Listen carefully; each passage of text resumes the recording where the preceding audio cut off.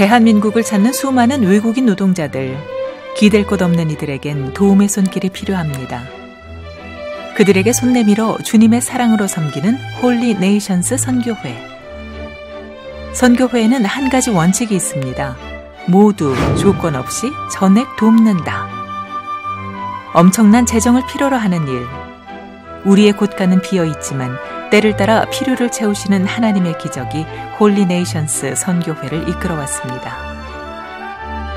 5만 번의 기도 응답을 받았다는 조지 뮬러처럼 매일 기도하고 말씀의 양식을 먹으며 셀 수 없는 기적을 경험했다는 김상숙 권사. 굳건한 믿음과 신뢰로 매일을 살아가는 외국인 노동자들의 엄마, 마마킴 김상숙 권사의 이야기가 시작됩니다.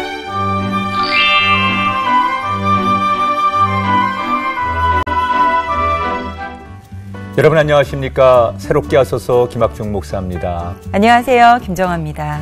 우리가 일상 속에서 평상시 만날 수 없는 삶을 우리는 기적이라고 부릅니다.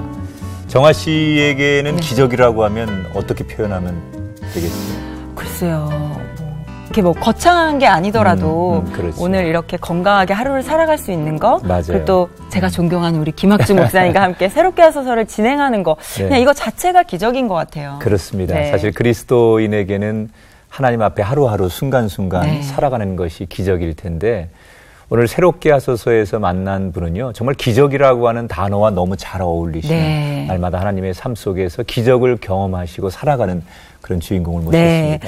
이분이 경험하신 기적의 스토리가 어떤 것들이 있을지 참 궁금해지는데요. 홀리 네이션스 선교회 김상숙 권사님 모셨습니다. 안녕하세요. 안녕하세요, 권사님. 반갑습니다. 김상숙입니다. 네. 저희 새롭게 하소서 시청자 여러분들께 한번 인사 한번 부탁드릴게요. 네. 오늘 이 시간을 통해서 정말 기적이라는 거는 하나님이 우리가 주님 앞에 가는 날까지 동행한다는 것을 볼 수 있는 시간이 되기를 간절히 기도하고 왔습니다. 예.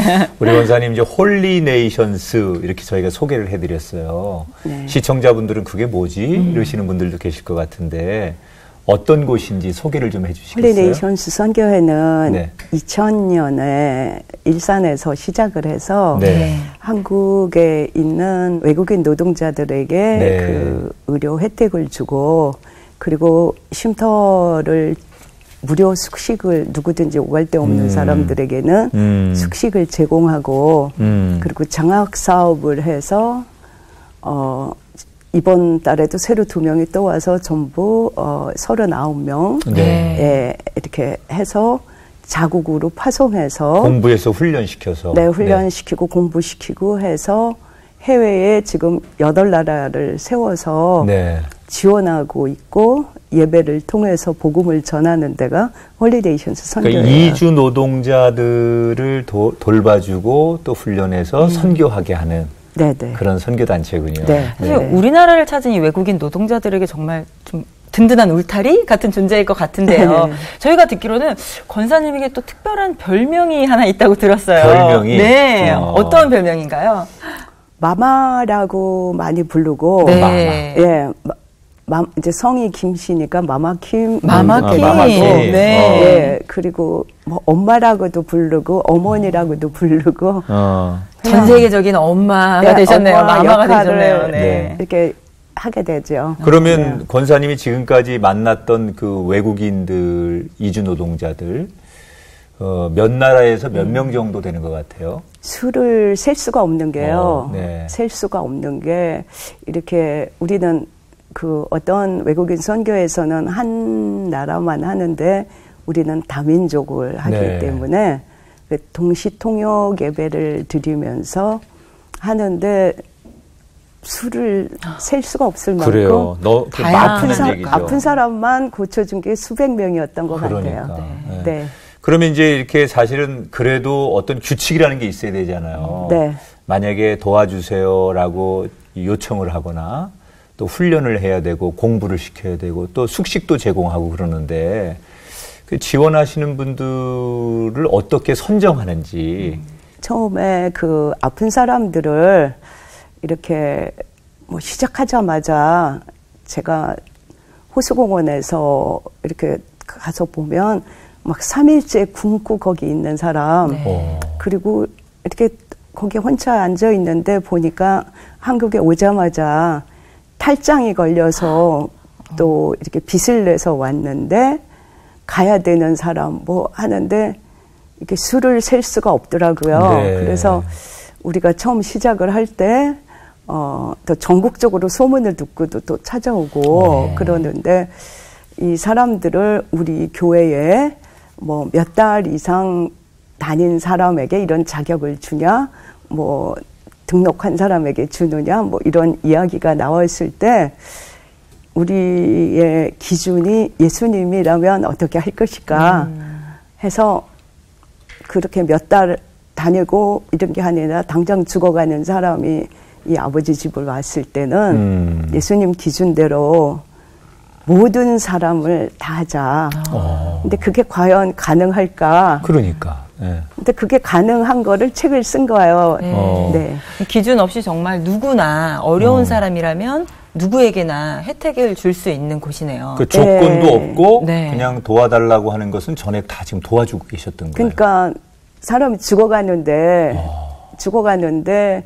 이렇게 어떤 사람은 한국에 온 지 2주 만에 골수 염이 걸려가지고 네. 공장에서 밤중에 쫓겨났는데 갈 데가 없으니까 거기서 그 다른 친구들이 콜택시를 불러서 우리 쉼터로 보냈거든요. 네. 그랬을 때 그런 규칙을 만들었기 때문에 너는 안 된다.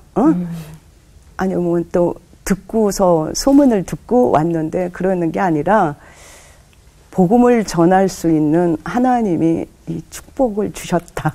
특권을 그랬군요. 주셨다. 네. 이렇게 했어요. 예수님처럼. 그러게요. 네. 근데 예수님이 기준이죠. 네. 네. 이렇게 또 말씀을 들어보니까 굉장히 하는 일이 많으세요. 치료비도 감당하고 계시고 또 학비도 지원해주고 계시고 네. 또 쉼터도 운영하고 계신데 사실 그러려면 재정이 좀 그래도 넉넉해야만 그 사람들에게 또 베풀 수 있는 거잖아요. 그런 재정들을 좀 어떻게 충당하고 계세요?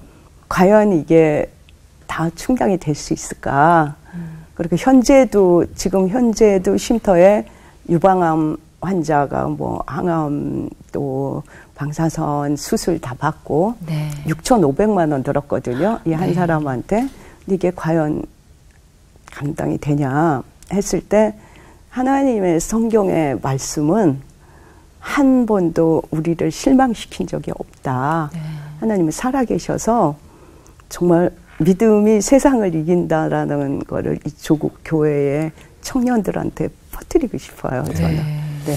네. 정말 기적이 아니고서는 뭐 다 표현할 수 없을 텐데 정말 내 인간의 힘으로는 이 재정을 감당할 수 없는데 하나님께서 어떤 손길을 통해서 만나와 메추라기를 공급하듯이 그 외국인 노동자들을 돕게 하시는 그런 많은 기적들이 책 속에도 나오는데 가장 기억에 남는 일이 하나 있어서 오늘 좀 소개해 주신다면 방송에 어떤 사례를 좀 소개해 주시겠습니까? 매일 이제 기적이라는 게 저는 이렇게 사람들이 생각하면 굉장히 이상하게 또 들릴 수도 있는데 기적이라는 걸 저는 주님이 이 세상 끝날까지 함께 하시면서 먼저 하시는 걸 보는 게 기적이라고 저는 규정을 지어요. 네. 그래서 그 기억에 남는 것만 몇 가지만 얘기를 하자면, 그러니까 우리가 쉼터를 새로 지어서 이사를 딱 가가지고 그 내부 시설이며 여러 가지가 필요한데 네. 딱 또 한 사람이 그 시간에 맞춰서 그렇게 또 이 뇌졸중 환자가 와서 도와달라 그러고 어떤 경우는 그냥 이렇게 병원에서 중환자실에 들어가면서 우리 명함을 주고 들어가는 경우도 있거든요. 근처도 아니고. 네. 그런데 그 연속으로 기적을 본 거예요. 지금까지 하나님이 하시는 거를. 네. 그래서 예를 들면 어떤 목사님이 딱 한 번 그분도 한 번 사용을 받았는데 다른 나라로 가서 선교를 하려고 본인이 지금 돈을 준비했는데 이 나라에 못 가게 돼서 이거 선교헌금으로 준비한 거니까 우리에게 보내고 싶다. 네. 그래서 이 사람 병원비가 되고 어떤 경우는 이제 딱 나흘 만에 이 사람도 끝내주면서 해야 되는데 이렇게 돈을 전혀 모르는 사람인데 돈을 자기가 헌금을 하고 싶은데 가장 필요한 곳에 진짜 좋은데 하고 싶다. 네. 정직하게 바르게 하는데 그런데 여기 가도 마음에 안 들고 저기 가도 마음에 안 들고 뭐 이러던데 분당에서 이렇게 책을 봤는데 제가 쓴 책을 이렇게 딱 꺼내서 보면서 그 책을 보고 찾아왔어요. 계좌번호도 없거든요. 저희 그 선교 홈페이지에.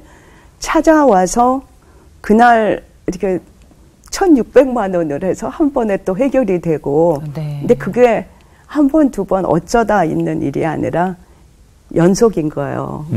그래서 이달에도 중환자가 갑자기 또 생겨서 또 하는데 이분은 1년에 한 번이나 두 번 정도 헌금을 하는 분이세요. 헌금을 이렇게 송금을 했는데 이게 잘 안 됐다고 이렇게 나오더래요, 인터넷에. 네. 그래서 안 됐나 하고 다시 보낸 거예요. 보냈는데 보니까 두 번 당한 거예요. 네.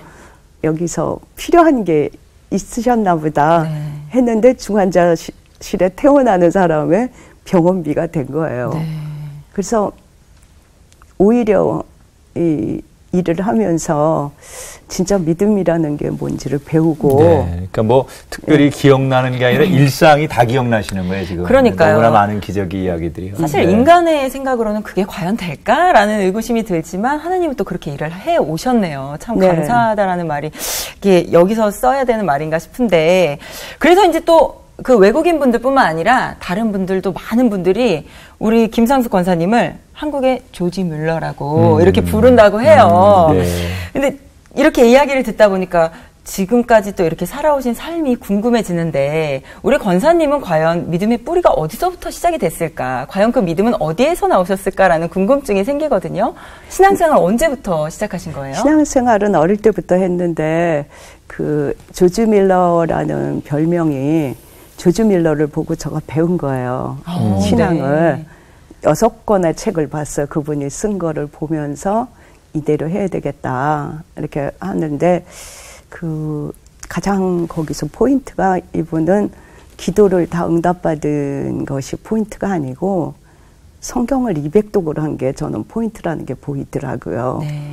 그러면서 아무것도 이런 사역을 한다는 생각을 안 해봤을 때도 그 책을 보면서 이분은 성경을 200독 했으면 하나님은 뭐를 좋아하시고 뭐를 싫어하시고 어떻게 기도하면 되는지를 당연히 응답이 안 되는 게 이상할 거다. 그렇게 배웠어요. 그래서 그대로 한 거예요, 저도.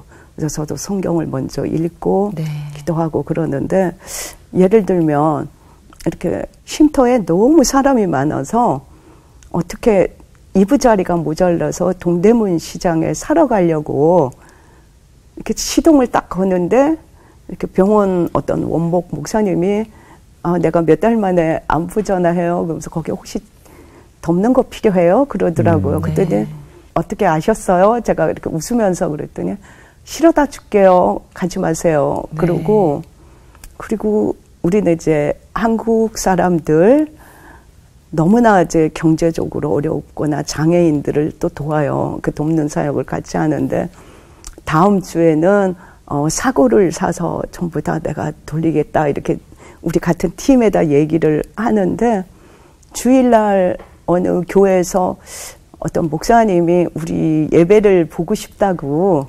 오시면서 아침에 정육 좀 하시는 분이 이 바구니를 주면서 가져가라 그러던데요. 그래서 그 바구니 속에 사골이 잔뜩 드는 거예요. 네. 그런 거에 연속이라 제 별명이 조지 밀러가 됐어요. 네. 그래서 하나님께서 조지 밀러가 이렇게 아침에 먹을 게 없으면 빵을 구울 마음을 주셨고 세계를 흔들어서 채운다는 게 그분의 하나님이면 우리의 하나님도 동일하다고 그렇죠. 저는 믿어요. 그러면은 원래 이제 신앙이 있으신 집안에서 태어나신 건가요? 어릴 때부터 이렇게 신앙생활을 했는데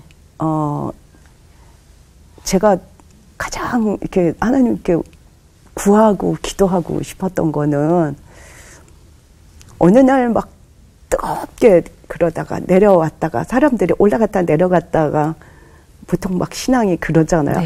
원래는 항상 기쁘고 하늘 평강을 누리는 게 신앙인데 올라갔다 내려갔다 이거를 어떻게 하면 안 하고 사나 기도를 하나님께 기도를 하면서 주셨을 때 그때 깨달은 게 성경 말씀과 기도하는 거를 같은 양을 하는 거예요.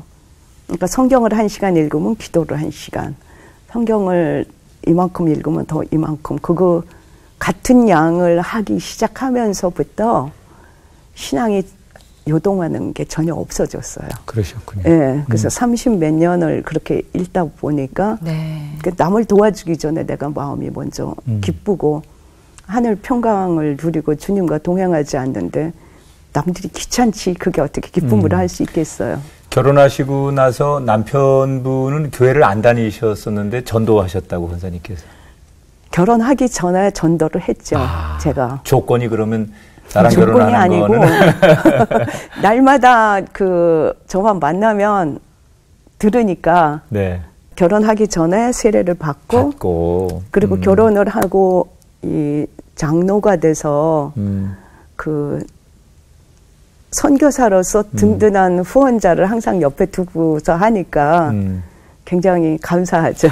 그러니까 이제 두 분이 그렇게 가정을 이루시고 이제 신앙생활을 잘 하셨는데 네. 지금 이렇게 외국인 노동자들을 돌보는 홀리 네이션스라고 하는 선교회를 만들기까지는 하나님의 부르심이 있었을 거예요. 그렇죠. 네. 근데 그 계기가 저는 홍콩이라고 들었어요. 네, 네. 홍콩이라는 건 뭔 말입니까? 그러니까 저희 남편이 외국 은행을 다니면서 주재원으로 홍콩과 말레이시아에서 살았어요. 그러셨군요. 네. 네. 근데 주재원으로 1985년에 가게 돼서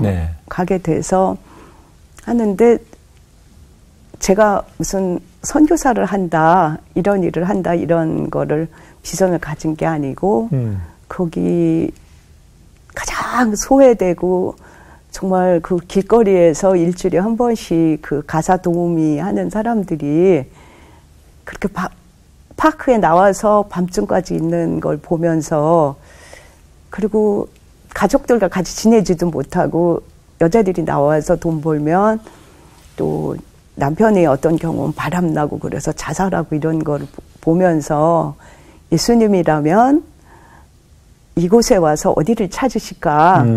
저 근사한 식당에서 우아하게 식사하는 사람, 근사한 백화점에서 쇼핑하는 사람이 아니라 저기를 가셨을 거다 하면서 그들을 위해서 밖에서 그렇게 하지 않고 우리 집을 오픈해서 선교사를 한다고 시작한 게 아니라 그렇게 하다 보니까 30년이 넘었어요.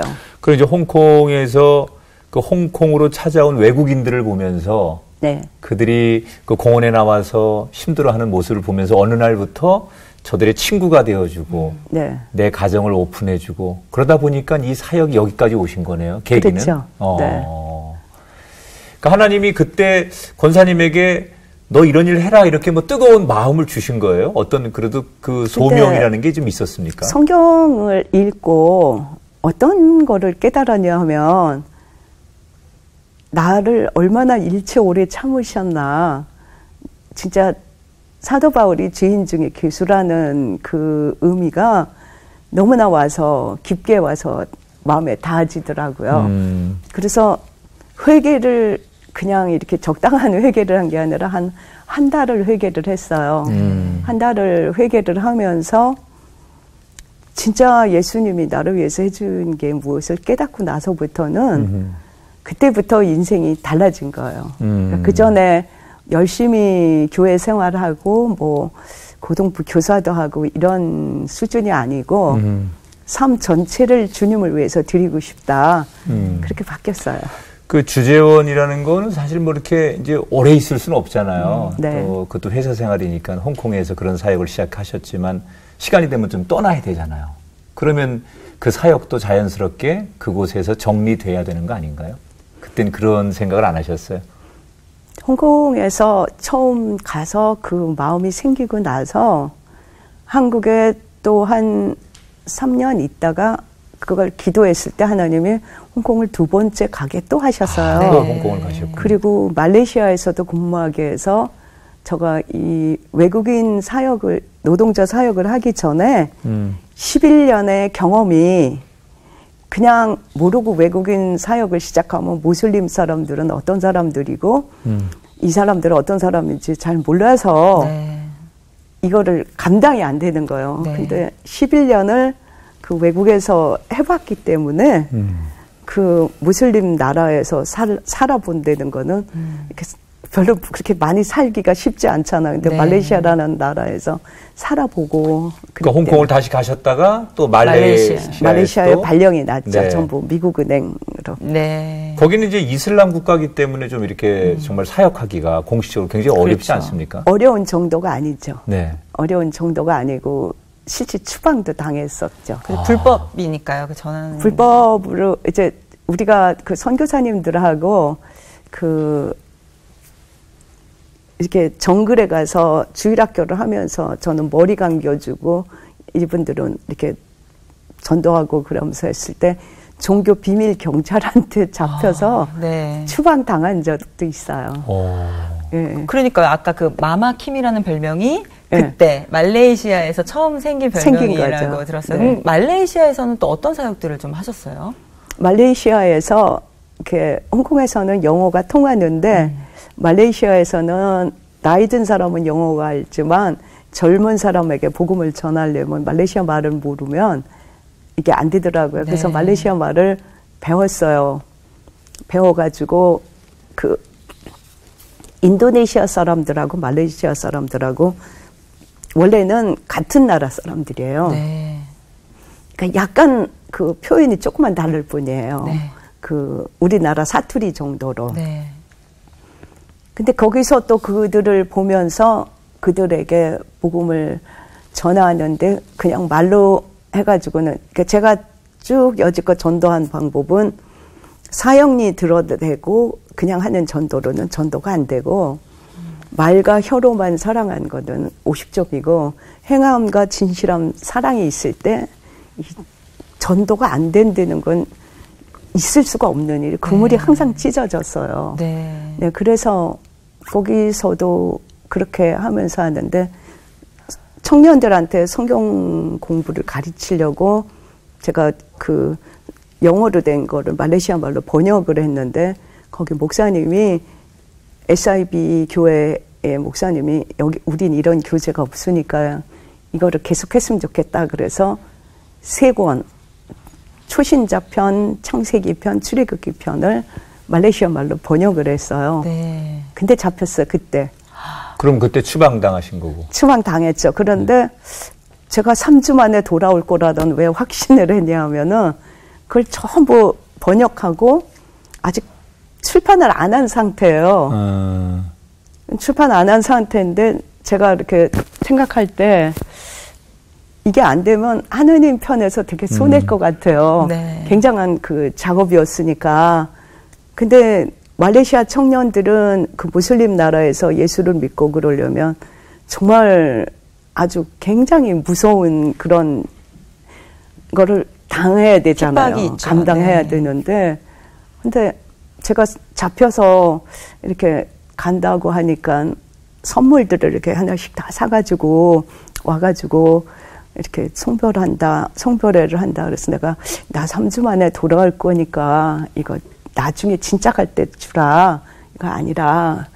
근데 표정이 아무리 그게 가능할까. 그런데 제가 정말 정확하게 3주 만에 돌아갔어요. 네. 다시 말레이시아로. 예.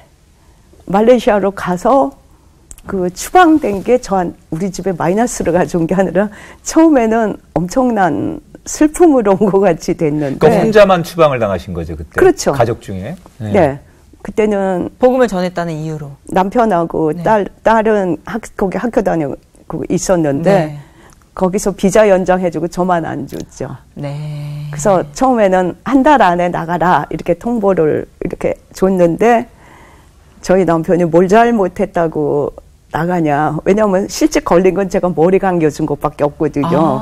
네. 실제로는 이게 증거는 없어요. 네. 그랬더니 따졌다고 2주 만에 나가라 그래서 저는 2주 만에 나왔어요. 나왔는데 저희 남편은 굉장히 이제 저를 보내고 마음이 그러니까 그렇게 해서 거기 회의하는데 나는 여기서 혼자 살 수 없다. 그러면서 그랬더니 그 미국 사람들이 그러냐 그러면은 한국에 다시 포지션을 준다.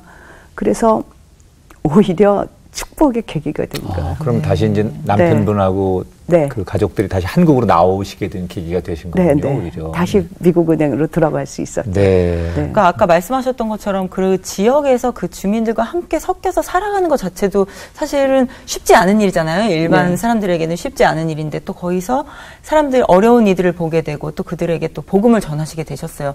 그 걸음 하나하나가 사실 어떻게 보면 기적이라고 할 수 있을 것 같은데요. 그렇게 해서 권사님의 가족분들이 다 한국으로 돌아오셨단 말이에요. 돌아오셨는데 한국에서 또 많은 사역들을 시작하셨어요. 어떻게 이런 사역들을 또 시작하시게 된 거예요? 한국에 딱 그 98년에 들어왔는데 저는 와서 외국인 노동자가 우리가 그 전에 갔을 때는 없었는데 떠나기 전에는. 근데 이게 88 올림픽 이후로 많아진 거거든요. 근데 이 외국인 노동자가 저는 이렇게 보이는데 그 외국인 노동자가 남 같질 않아요. 왜냐하면 계속 그들과 같이 살았기 때문에. 그래서 저들을 위해서 쉼터를 집을 짓고 저들에게 그거를 하자. 그렇게 시작을 해서 홀리네이션스 선교회가 됐는데 저희 가족은 이러한 일을 한다고 반대하거나 싫어하는 사람이 여지껏 한 번도 없어요. 그것도 기적이네요. 그러게, 그것도 기적이죠. 뭐 이렇게 왜 엄마는 왜 그래? 당신은 왜 그래? 이렇게 불평할 수 있는 사람이 한 사람이라도 있을 텐데 그런 분이 없었다는 거. 전혀 아니고 이제는 아이들이 장성해서 어렸을 때부터 시작한 장성해서 40이 넘었는데 어떻게 하면 최소한 검소하게 살고 이 일을 하느냐라는 게 우리 자녀들뿐만이 아니라 여기 우리는 행복동 사람들이라고 하는데 거기 모인 사람들이 다 그렇게 살아요.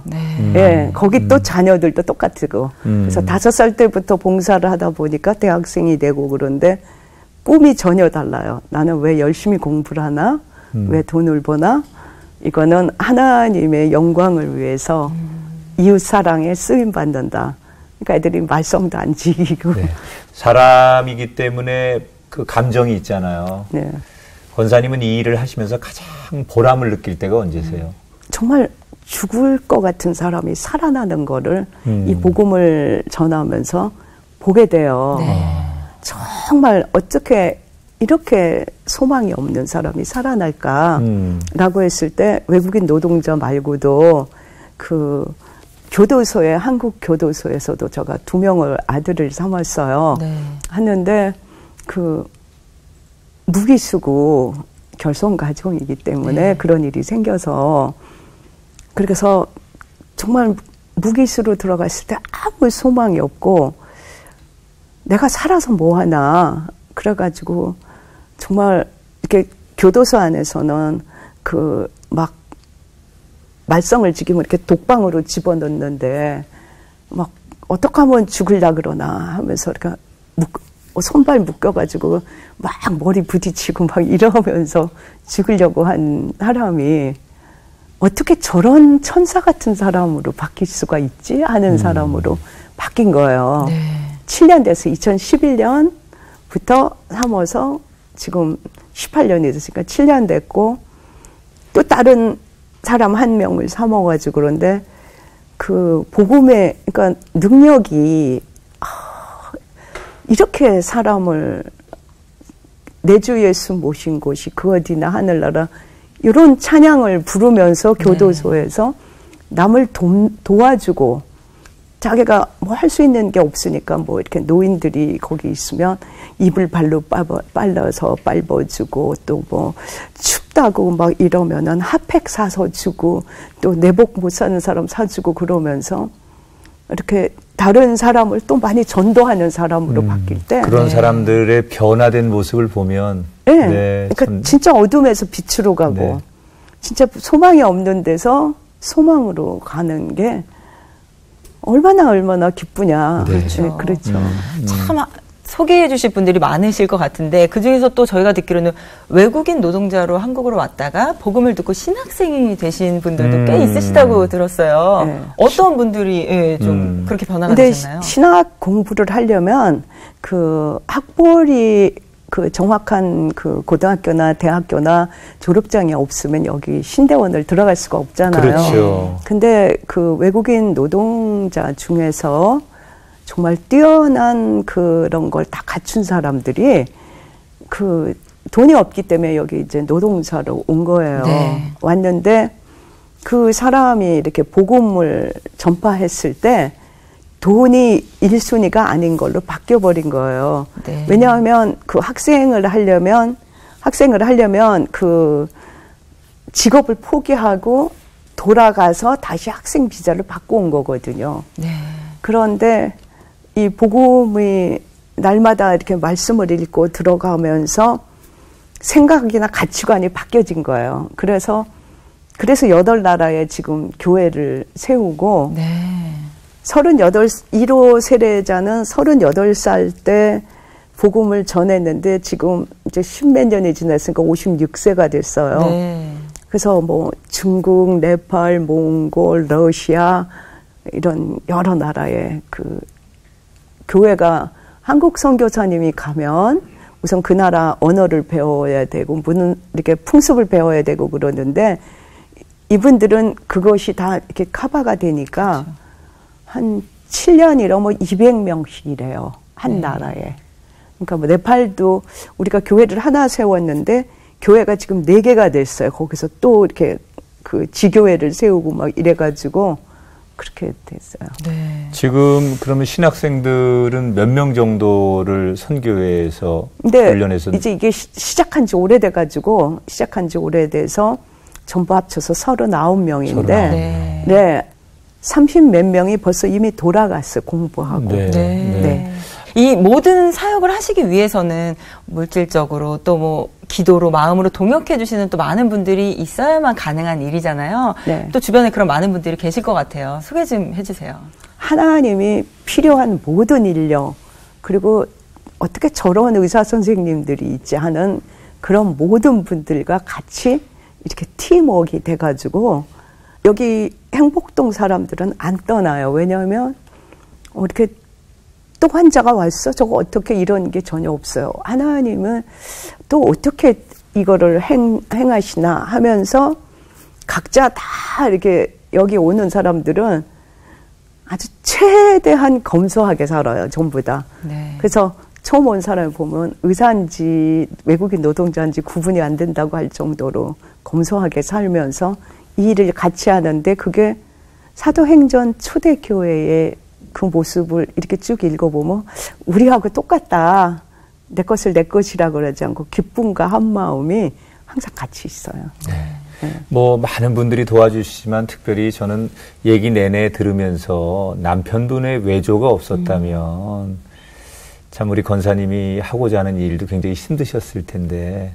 저희 남편 같은 경우도 어떤 생각이 이 속에 이렇게 박혀 있냐면 남편분이 외국계 그 은행의 부행장까지 하셨다고 들었어요. 그 은행에서 관두고 다른 외국계 은행 부행장이 됐어요. 그러니까. 근데 그 부행장이 됐을 때는 59세였어요. 그러면 불가능한 나이거든요.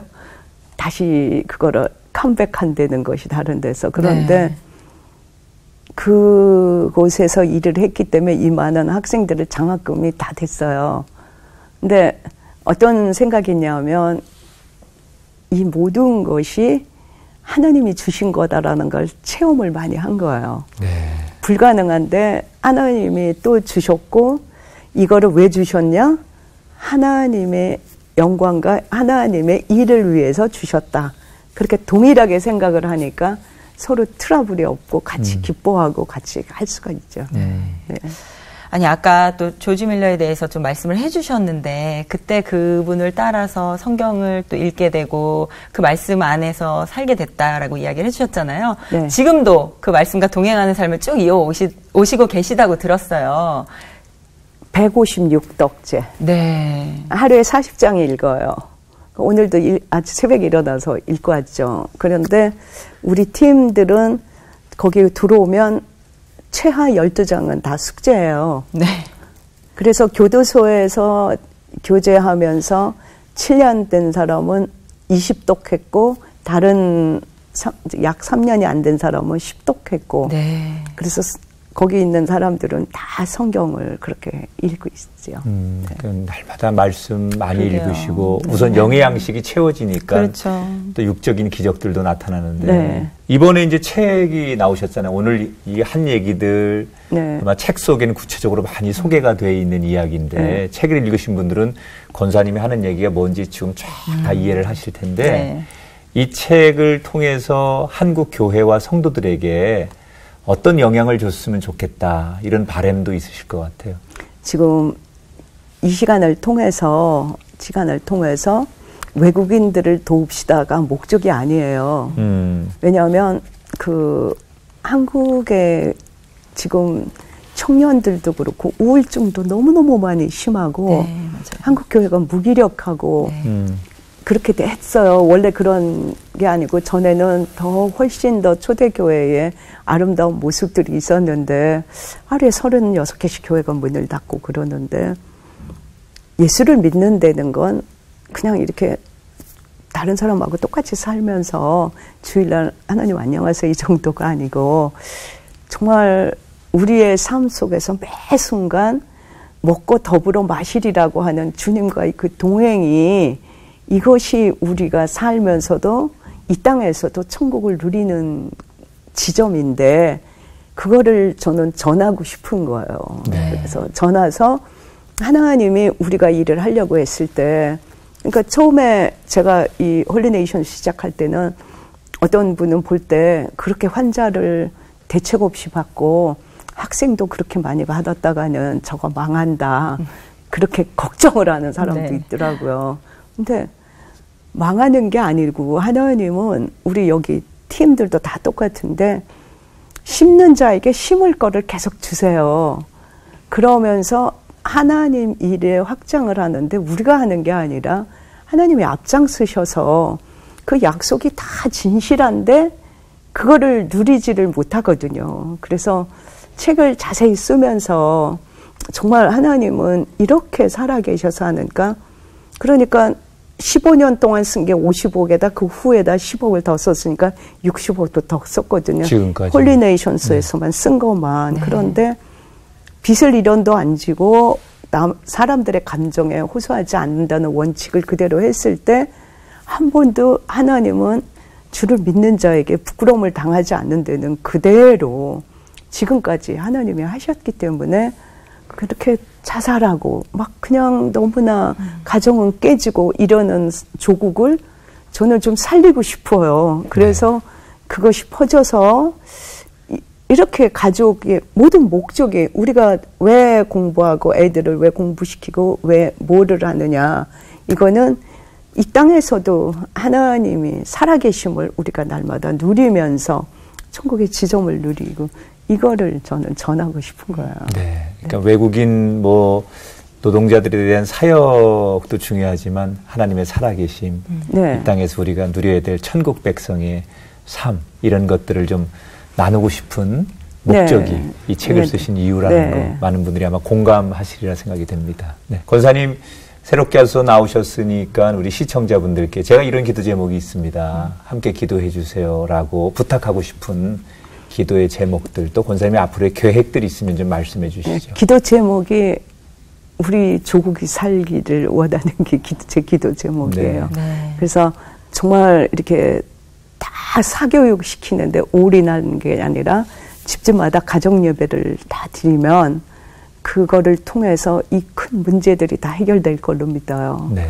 네, 그래서 아이들에게 그냥 너무 아이들도 바쁘고 어른도 바쁘고 어디로 가는지 모르는데 결국 인생이 그렇게 길지 않은데 우리 조국을 너도 나도 살려서 이 교회가 정말 그렇게 힘들고 어려운 모든 사람들을 포용할 수 있고 그렇게 되는 게 제 기도 제목이에요.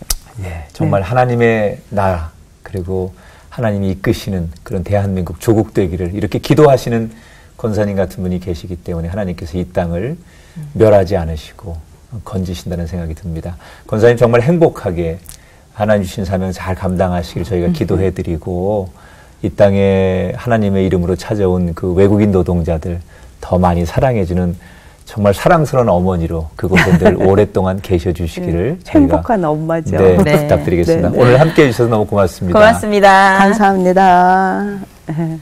매일매일 기적을 경험한다고 고백하는 권사님의 이야기를 들으니까 그 기쁨 저도 함께 누리고 싶다라는 생각이 드는데요. 우리 하나님을 온전히 믿고 신뢰한다면 우리 모두 기적이 일상이 되는 삶을 누릴 수 있지 않을까 하는 생각을 해보게 됩니다. 네, 하나님은 정말 우리의 필요를 다 알아서 채우시는 분입니다. 우리가 급하고 우리가 조급해서 그렇지 하나님은 우리가 필요한 게 뭔지도 아시고 그것을 그때그때마다 채우시는데 우리가 기다리지 못하고 우리의 계획대로 일방적으로 가다 보니 그 하나님의 채우심을 느끼지 못하는 건 아닐까 그런 생각을 합니다. 하나님을 아버지라고 부르시는 저와 여러분 그 아버지를 뒀으니 오늘도 당당하게 그리고 정말 자신 있게 하루하루를 살아갔으면 좋겠습니다. 새롭게 하셔서 오늘 여기서 인사드리고요. 다음 시간 다시 찾아뵙겠습니다. 여러분 고맙습니다.